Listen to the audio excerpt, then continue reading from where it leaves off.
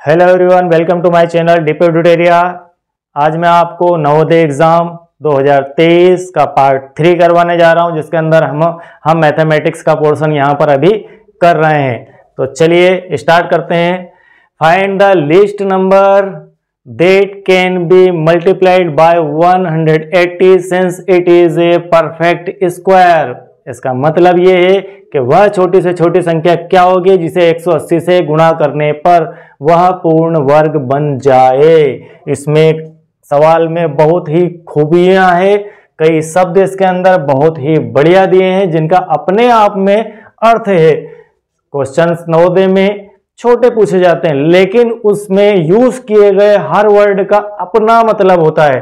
तो चलिए पहले मतलब समझते हैं। मैं जो जोड़ दे रहा हूं वो वर्ड कौन से हैं। एक यहां पर है पूर्ण वर्ग। पूर्ण वर्ग, हमें स्क्वायर का मतलब मालूम होना चाहिए कि कंप्लीट स्क्वायर का मतलब क्या होता है। उसके बाद यहां पर लिखा है गुणा। गुणा करने पर या गुणा करने पर छोटी से छोटी 3 वर्ड इसके अंदर महत्वपूर्ण है। पहले हम वह समझ लेते हैं कि वह क्या है, सवाल के साथ साथ क्लियर भी करते जाएं। पूर्ण वर्ग का मतलब है कि जैसे 2 का 2 में गुणा करें तो 4 आ जाता है। मतलब 4 जो है एक कंप्लीट स्क्वायर नंबर है। 2 का स्क्वायर होता है 4, 3 का स्क्वायर होता है 9, तो 9 यहाँ पर कंप्लीट स्क्वायर है। ठीक। और गुणा शब्द से मतलब है कि जैसे मान लो 9 का गुणा 3 में तो 9 तिया 27, तो यहाँ इससे अर्थ है गुणा से किस संख्या का गुणा किया जाए उसके अंदर। तो छोटी से छोटी संख्या क्या होगी जिसे 180 से गुणा करने पर वह पूर्ण बन जाए। मतलब 180 से किस संख्या को मैं गुणा करूं कि जो प्राप्त संख्या है वह 4 9 की तरह ही कंप्लीट स्क्वायर बन जाए। तो चलिए इस क्वेश्चन को कैसे कंप्लीट करते हैं। बहुत ही बढ़िया लॉजिकल क्वेश्चन है। हम इसमें 180 का प्राइम फैक्टर निकालेंगे, अभाज्य गुणनखंड निकालते हैं। हमने 180 लिया, 180 का गुणनखंड विधि द्वारा गुणनखंड निकालते हैं।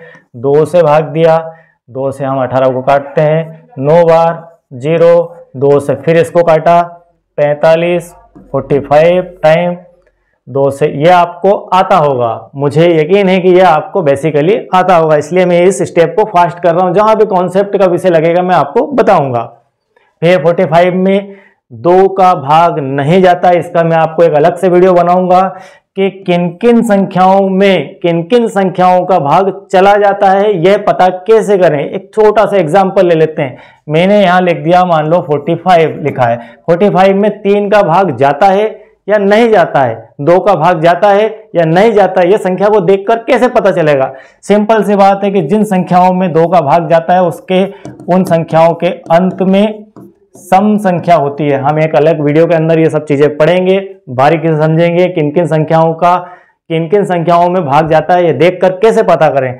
तो जिनके अंत में सम अंक हो, सम संख्या हो, वह सभी में 2 का भाग चला जाता। हम देख रहे हैं इसके अंदर 5 है लास्ट में, मतलब 5 में 5 है, मतलब ये एक अंक विषम अंक है और विषम अंकों के अंदर 2 का भाग नहीं जाता है, इसलिए इसके अंदर 2 का भाग नहीं जाएगा। फिर हम ट्राई करते हैं 3 का। तो एक रूल होता है कि 3 का भाग उन संख्याओं में जाता है, उन संख्याओं के अंकों का योग 3 से विभाजित हो। मतलब 5 और 4, अगर मैं 4 में 5 जोड़ दूं तो यहाँ आ जाता है 9, और 9 3 से विभाजित है।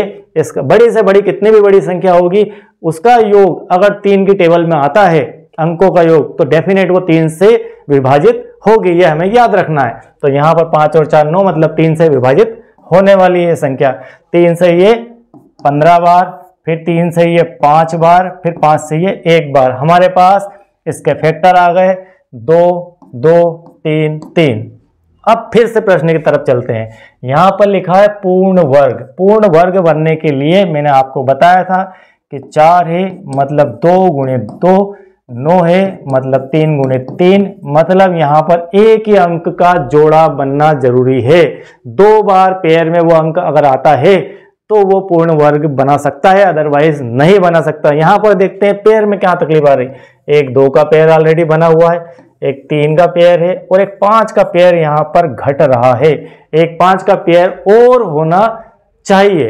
अगर यहाँ पर एक 5 का पेयर हो तो यह संख्या कंप्लीट स्क्वायर कहलाएगी। तो 5 का पेयर नहीं है, मतलब हम क्या करते हैं 180 में 180 से किस संख्या गुणा करना है, तो 5 का गुणा। समझ गए होंगे आप। फिर एक बार रिपीट कर देता हूं कि पूर्ण वर्ग बनने के लिए पेयर होना जरूरी है।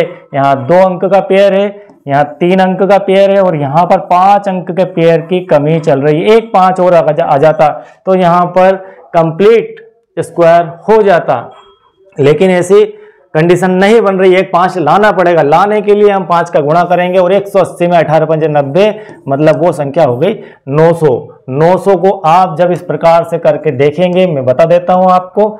2 से काटी मैंने इसको 450, 2 से काटता हूं 225, फिर 3 से काटते हैं 3 7 21, 3 5 15, फिर 7 5 12 मतलब कट जाएगी, 3 दूना 6, 3 5 15, फिर 5 से 5 बार, फिर 5 से 1 बार। देखिए आप, एक 2 का पेयर, एक 3 का पेयर और एक 5 का पेयर यहाँ पर बन चुका है, जो कि इसमें नहीं था। मतलब वह संख्या हमारी 5 है। वह संख्या क्या है, यहाँ पर किस संख्या गुणा किया जाए, 5 का गुणा किया जाए। यदि क्वेश्चन में एक क्वेश्चन और इसके अंदर इनपुट में आता है कि गुणा किया की जगह आ जाए कि भाग किया जाए, मैं फिर से इस क्वेश्चन को बदल देता हूं।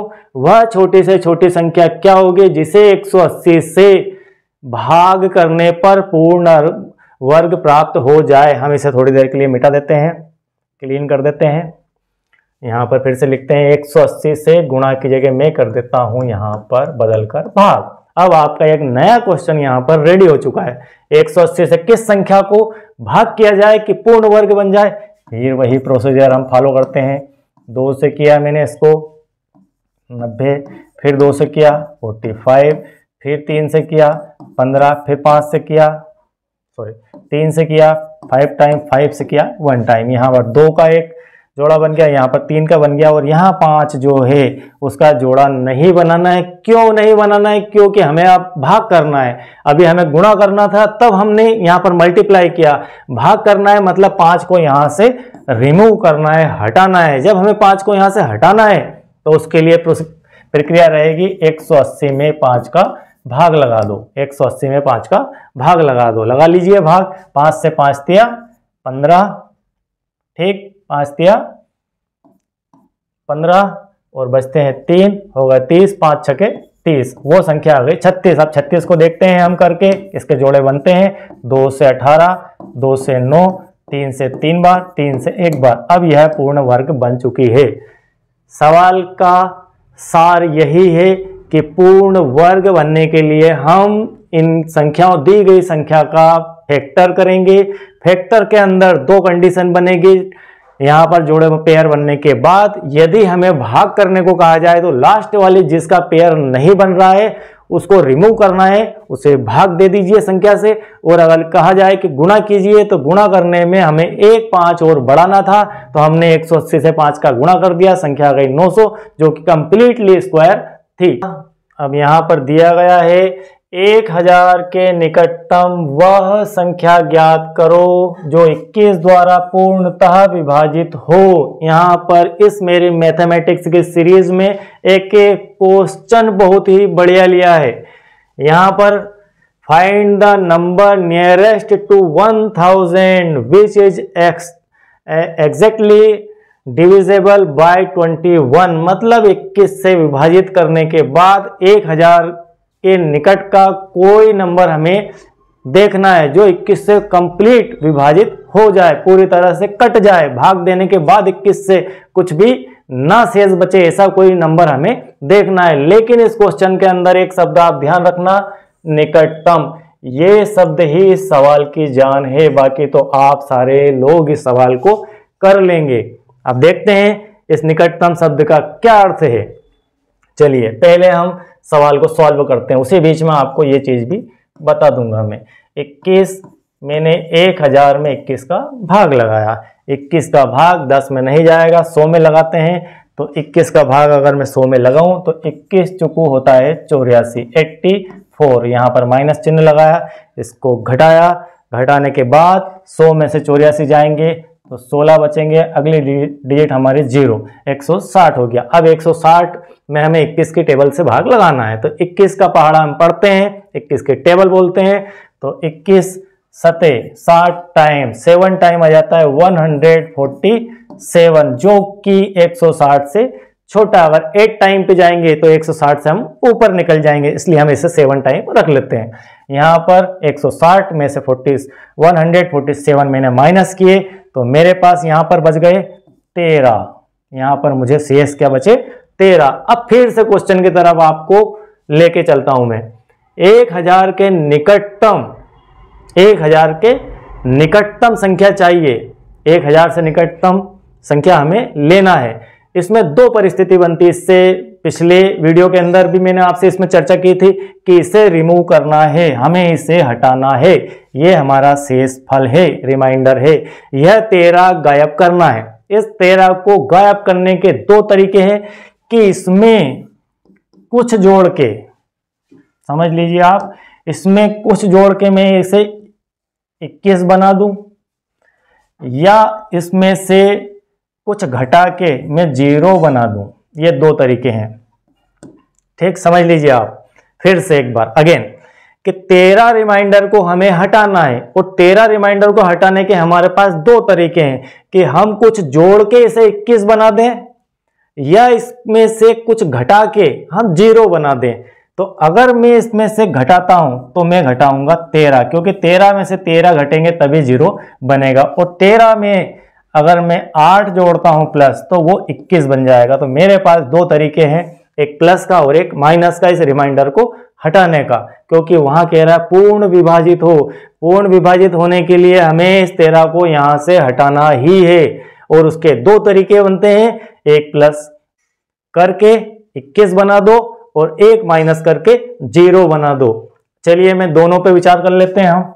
अगर हम +8 करते हैं, +8 करते हैं तो क्या आ जाएगा? +8 करते हैं 1000 में, 1000 में हम +8 करते हैं। चूंकि ये जो रिमाइंडर है आपका 13, यह रिमाइंडर आपके 1000 के अंदर ही का ही पार्ट है, वह दिख रहा है यहाँ पर। मतलब 21 के टेबल बोलते बोलते हम जहां पर आ रहे हैं वहां से 13 शेष बच रहा है। मतलब 8 जो है 1000 में हम और जोड़ देंगे तो वो 21 बन जाएगा। मतलब जो है यहाँ पर हो गया 1008। एक तो ये हो गया जब मैंने प्लस किया। दूसरा मैं माइनस करता हूं। 1000 में मैंने कहा कि इसे 0 बनाना है, मतलब 13 घटाना है, तो यहां पर मैंने 13 माइनस किया। 13 अगर हम माइनस करते हैं तो हमारे पास बचता है 987 13 घटाने के बाद। ठीक है, अब प्रश्न की तरफ फिर से चलते हैं। निकटतम 1000 के, अब देखिए आप 1000 के निकटतम, अगर मैं आपसे कहूं कि 1000 लिखा है मैंने और एक तरफ लिखा है 1008, एक तरफ लिखा है 987, यहां से ये 1008 नजदीक है कि 987 नजदीक है? 987 पास में है कि 1008 पास में है? हमारे पास ये 1000 के निकटतम, 1000 का निकटतम से अर्थ है कि 1000 के पास में जो डिजिट है वो 1008 है, मात्र 8 कदम दूर है। ये 8 संख्या दूर है, और 1000 से ये जो है 13 कदम दूर है। तो हम निकटतम शब्द से मतलब यहाँ ये निकलता है कि कौन सी संख्या ज्यादा नजदीक है। तो हम जो है यहाँ पर यह नहीं कहा गया है कि छोटी या बड़ी, ये कहा गया है कि निकटतम। तो निकटतम के शब्द के साथ हम चलेंगे और वो हमारा आंसर होगा 1008। और अगर आप 987 करके आते हैं तो वह संख्या पूर्णतः विभाजित तो होगी, लेकिन क्वेश्चन के अंदर फिट नहीं बैठेगी। तो इस प्रकार के वीडियो के लिए आप जो है मेरे नवोदय एग्जाम जो विषय चल रहा है उसके साथ बने रहिए, फॉलो कीजिए, सब्सक्राइब कीजिए। Thank you very much.